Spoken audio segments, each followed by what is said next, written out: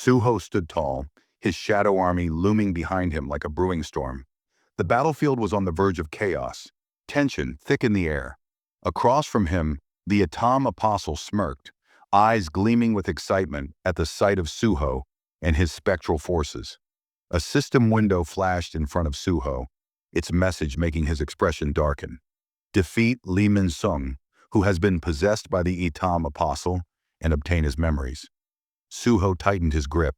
So it's come to this, he muttered. Another opponent, another life to take. His eyes locked onto the Apostle, who stood still, sword pointed at Suho, but his mind was elsewhere. Something had been changing inside him. Ever since he started understanding emotions, an unsettling realization had been creeping in. Fragments of Jinwoo's memories surfaced in his thoughts. The original Shadow Monarch, the man who had once stood alone, commanding an entire army. That lingering feeling, that loneliness. He glanced at Suho, his glowing yellow eyes narrowing. Could this kid give me the answer I've been searching for? Before he could think further, a monstrous roar split the air. Costa, the venom-fanged serpent, lunged at him with terrifying speed. But the Apostle didn't even blink. With a single effortless swing, his sword sliced through the beast, cutting it clean in half. The massive creature collapsed to the ground in two lifeless pieces, but the Apostle remained still, completely unfazed. Then out of the corner of his eye, movement. He's fast. Before he could react, Suho was already closing in, fists clenched. He wasn't just sending his army in, he was getting in on the action himself. His punch rocketed forward, the sheer force of it shaking the air. The Apostle barely managed to block with his sword, but Suho didn't stop. Blow after blow rained down, each hit packed with bone-crushing power. The Apostle's expression grew serious. He's using his soldiers as a distraction while going in for close combat himself. Then in the middle of the clash, the Apostle spotted an opening. Instinct kicked in. His blade slashed forward, aiming for a decisive strike. But at the last second, Suho twisted his body, narrowly dodging the attack. Instead, the massive shadow centipede behind him took the hit, sliced clean in two as if it were nothing. Before the Apostle could press his advantage, another presence closed in. Essel. She dashed toward him from behind, spear poised to strike. Her grip tightened, eyes burning with determination. This was her moment.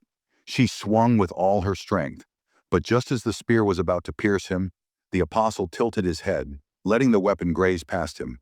Then in a blur, his hand shot out, seizing the spear shaft in an iron grip. Essel gasped, struggling to yank it free, but his strength was overwhelming. She dangled midair, powerless against his hold. A dark smirk crossed the Apostle's face. "You're not one of the black soldiers." Panic gripped Essel as she realized how vulnerable she was. No weapon, no way to escape. Just as fear threatened to take over. Boom! Suho came crashing in like a lightning bolt, delivering a devastating kick to the Apostle's face. The impact sent Essel flying free from his grasp, but the Apostle barely flinched. His head snapped back slightly. Then slowly he turned back to Suho, yellow eyes gleaming. "Why aren't you using the black soldiers properly in the main fight?" he asked, his voice calm yet firm. Suho frowned. What is he talking about? Then it hit him. His expression hardened. He locked eyes with the Apostle and replied, "If you want to see them in action so badly, then fine."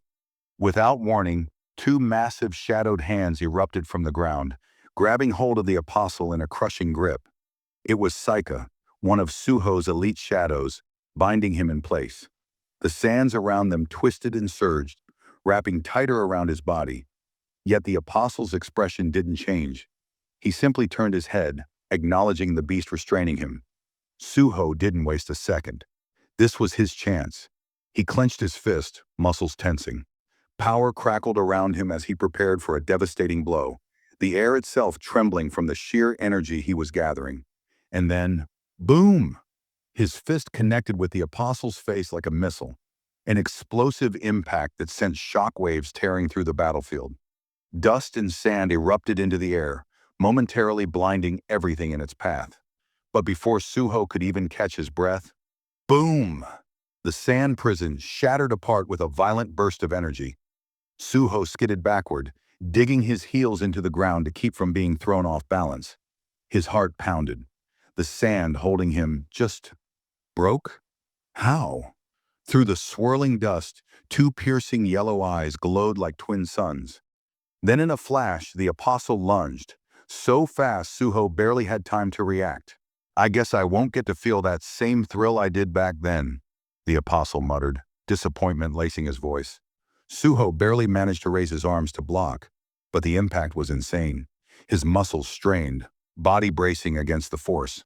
But the apostle wasn't finished. Without warning, he vanished, only to reappear behind Essel and one of Suho's shadow trolls. Slash! A cry of pain tore through the battlefield. Essel gasped, a deep wound slicing across her shoulder. Her spear shattered into fragments. The shadow troll barely had time to react before multiple holes were ripped through its body, its form struggling to hold together. Suho's breath hitched. He tore through them, just like that? But before he could move, he felt it, a sharp pressure against his fists, his Vulcan gauntlets, cracking. The fight was far from over. He looked down and a deep sense of dread curled in his stomach. His gauntlets, his most trusted weapons, built to withstand the hardest of blows, had begun to crack.